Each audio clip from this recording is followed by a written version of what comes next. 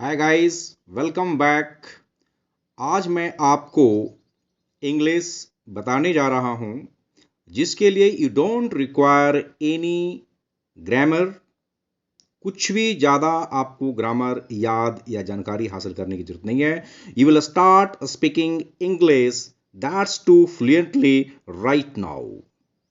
1 महीना, 2 महीना, 15 दिन की जरूरत नहीं है। You don't require 5 hours or 6 hours. You will start speaking English right now, right forward. अभी अभी से बोलना आप शुरू करेंगे। सी कैसे, देखिए, आउट ऑफ पॉकेट मतलब पास में पैसा न होना। अभी आप ये कह सकते हैं कि Pakistan is running out of pocket. Pakistan के पास पैसा नहीं है। नीदर हेड नोर टेल, समझ में कुछ न आना। जब आपको कोई लेक्चर सुना रहा हो, आपकी क्लासेस चल रही हो और you are unable to make out, आपको कुछ भी समझ में नहीं आ रहा है, तो what will you say there? क्या बोलेंगे आप? Neither head nor tail and I am unable to make neither head nor tail. आप ऐसा बोल सकते हैं। टू एंड इन स्मोक, कोई परिणाम न निकलना। You are toiling day and night, आप दिन रात मेहनत कर रहे हैं, लेकिन यदि कोई परिणाम न निकल रहा हो, कोई रिजल्ट नहीं निकल रहा हो, कोई आउटकम नहीं है, तो क्या कहेंगे आप? टू एंड इन स्मोक, आपका पूरा का पूरा मेहनत क्या हो गया? फॉयल हो गया। To leave no stone unturned, कोई कसर न छोड़ना। आप किसी कंपटीशन की तैयारी कर रहे हैं, आपने पूरी की पूरी मेहनत की और उसके बावजूद मेरिट में आप नहीं आते हैं, तो आप व्हाट विल यू से कि इस एग्ज़ाम के लिए मैंने पूरी मेहनत किया, पूरी शिद्दत से मेहनत किया और फिर भी मुझे और मेहनत करने की ज़रूरत है। तो there you will say to leave no stone unturned, कोई कसर न छोड़ना। मतलब to success in any exam don't leave any stone unturned, और don't leave any stone unturned to have good success, आप बोल सकते हैं। और इसमें कोई ग्रामर की जरूरत नहीं है। टू टेक अ टास्क, भला बुरा कहना। आपके अंडर में बहुत सारे सबॉर्डिनेट्स हैं, टाइम पे काम नहीं कर रहे हैं, तो आप क्या कहेंगे? टू टेक अ टास्क, उस आदमी को भला या बुरा सुनना ही पड़ेगा और आपको कहना ही पड़ेगा। Then only your work will get done. In full swing, पूरे जोर पर होना। अभी आप देख रहे हैं कि रसिया और यूक्रेन की आपस में लड़ाई फुल स्विंग में चल रही है, पूरे जोर शोर से चल रही है, और नाटो के देश यूक्रेन को सपोर्ट करने में लगे हुए हैं। फुल स्विंग में आप अपनी एग्जाम की तैयारी फुल स्विंग में कर रहे हैं। टू क्वाइन मनी मतलब खूब धन कमाना। आप देखते हैं कि इंडिया से बहुत सारे स्टूडेंट्स अब्रोड जाते हैं। क्यों? टू क्वाइन मनी, खूब धन कमाने के लिए। आप देखते हैं बिजनेसमैन, टाटा है, अंबानी है, बिरला है, दे आर क्वाइनिंग मनी, वे खूब धन कमा रहे हैं। फ्रॉम हैंड टू माउथ, लेकिन उसी समय कुछ लोग ऐसे भी हैं इंडिया में जो केवल गुजर बसर कर रहे हैं। They are from hand to mouth, मतलब बहुत सारे गरीब लोग हैं जो केवल हैंड टू माउथ ही कर पा रहे हैं। There are many distributes in India who are having only from hand to mouth. ठीक है ना? तो सिंपल, कोई ग्रामर यहां रिक्वायर्ड नहीं है। आगे यदि आपको बोलना है बिल्कुल समीप में है, बहुत नजदीक में है कोई, तो आप कह सकते हैं क्या? Within a stone's throw, बहुत नजदीक में है। जैसे पत्थर लिए आप थ्रो करते हैं, नजदीक में थ्रो करते हैं। Within a stone's throw, आपके नेबर के घर बहुत नजदीक में, you can say my neighbour's house is within a stone's throw. अभी देखिए, बैड ब्लड मतलब दुर्भावना। यदि किसी की भावना किसी के प्रति अच्छी नहीं है, तो आप बोलेंगे he is having bad blood, उसकी दुर्भावना है। आगे देखें आप, 11th है to nip my dear friends, let me tell you कि अभी से आप फ्लुएंटली इंग्लिश आप बोलना प्रारंभ कर देंगे।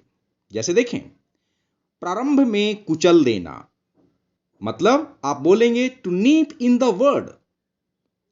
शुरुआती दौर में ही, शुरू में ही किसी को कुचल देना। जैसे आपकी कोई बैड हैबिट है तो व्हाट विल यू से? I will nip in the word what your bad habit. I will nip my bad habit in the word. मैं प्रारंभ में ही अपनी बैड हैबिट्स को, गंदी आदतों को कुचल दूंगा, मसल दूंगा। Right? To cut a poor figure, प्रभाव न छोड़ना। यदि हम इल प्रिपेयर्ड हैं, ढंग से हमने तैयारी नहीं की है, तो हम एग्जाम में क्या करेंगे? We will have a poor impression. Poor figure छोड़ें किसके ऊपर? एग्जामिनर के ऊपर। यदि हम इंटरव्यू देने जा रहे हैं तो इंटरव्यूअर के सामने हम क्या करेंगे? To cut a poor figure if we are ill prepared. इसलिए to cut a poor figure का मतलब हो गया प्रभाव नहीं छोड़ना, इन्फ्लुएंस नहीं करना। आगे देखिए, एट आर्म्स लेंथ, दूर रखना। अभी आपने जस्ट क्या देखा था? Within a stone's throw, बिल्कुल समीप होना। इसका उल्टा क्या हो जाएगा? एट आर्म्स लेंथ, मतलब दूर रखना।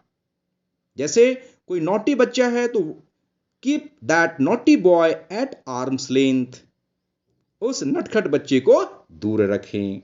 आगे देखिए, रेड हैंडेड, मतलब यहां हो गया रंगे हाथ पकड़ना। आपने देखा होगा बहुत बार पॉकेट मार लोग होते हैं, they are called red handed, उनको रंगे हाथ पकड़ लिया गया, है ना। आगे देखिए, to blow one's own trumpet, अपनी अपनी डफली, अपना अपना राग। मतलब क्या है? अभी देखते हैं कि बहुत सारे कुछ ऐसे लीडर्स होते हैं, डेमोक्रेटिक में ऐसे भी कुछ लीडर होते हैं जो अपनी अपनी राग बजाते हैं, अपनी अपनी डफली पीटते हैं कि मैंने ये किया, मैंने वो किया, अपनी डिंगे हाँकते हैं। तो वहां क्या बोलेंगे आप? There are many leaders in the democratic country who blow their own trumpet. आगे देखें, ब्लैक शिप। ब्लैक शिप का मतलब हो गया बुरा आदमी, means a personality who is not good. तो उसके लिए आप इस्तेमाल करेंगे इज ब्लैक शिप, मतलब वो सही आदमी नहीं है, बुरा आदमी है। He is not fit for the society. Next to that, a man of word. उसी समय देखिए, कुछ आदमी ऐसे होते हैं जो भरोसे का आदमी होते हैं।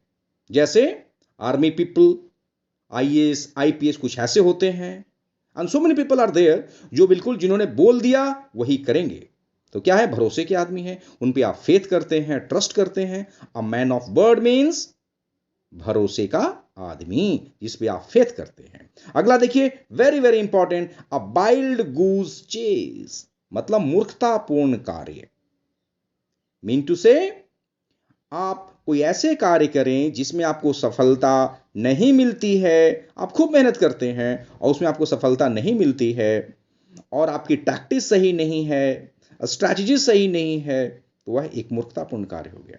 सो प्लान होना बहुत जरूरी है। A wild goose chase. A hard nut to crack, मतलब मुश्किल कार्य, बहुत डिफिकल्ट जॉब है। आज के कंपटीशन को बीट करना, सक्सेस प्राप्त करना, it's a hard nut to crack. आगे देखिए, टू स्प्लिट हेयर्स।